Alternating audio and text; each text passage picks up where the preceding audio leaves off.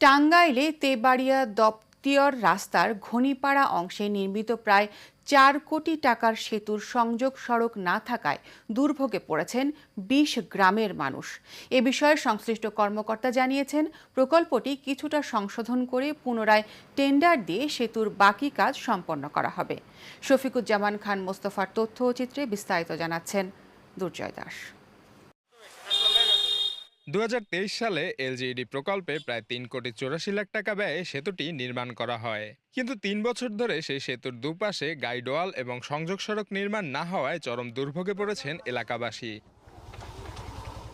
কৃষিপণ্য পরিবহন, শিক্ষার্থী ও রোগী আনা নেওয়া সহ নিত্য প্রয়োজনীয় কাজে এটি অত্যন্ত গুরুত্বপূর্ণ, কিন্তু সংযোগ সড়ক না থাকায় মানুষকে ঝুঁকিপূর্ণ বিকল্প পথ ব্যবহার করে চলাচল করতে হচ্ছে। এই ব্রিজটা নিয়ে আমরা খুবই এলাকাবাসী দুর্ভোগে আছি।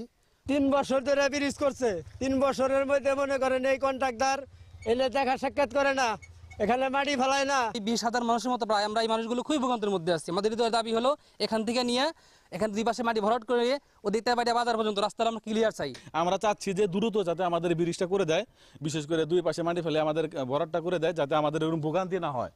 এদিকে সেতুটির সংযোগ সড়কের কাজ দ্রুত শেষ করে এলাকাবাসীর দীর্ঘদিনের দুর্ভোগ লাঘবের দাবি জানিয়েছেন স্থানীয় এই জনপ্রতিনিধি। স্কুল কলেজের ছাত্রছাত্রীরা মনে করেন যে বর্ষা বৃষ্টি মৌসুমে তারা স্কুল কলেজে মাদ্রাসায় আসতে পারে না, হাট বাজার আসতে পারে না, মানুষ মাল পরিবহন করতে পারে না, জনগণের অনেক বিঘ্ন করতেছে। আমরা চাই এটা অতি সত্বর আইনগত প্রয়োজনীয় ব্যবস্থা গ্রহণ করে কাজটা যাতে সম্পন্ন করে ঠিকাদার এলাকার মানুষকে উপকৃত করে।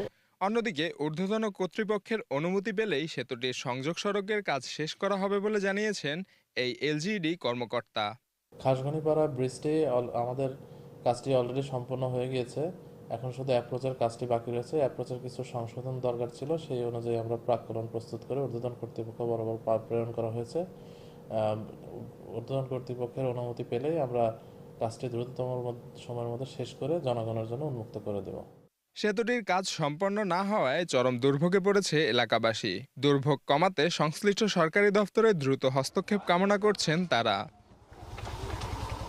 দুর্জয় দাস, এশিয়ান টেলিভিশন।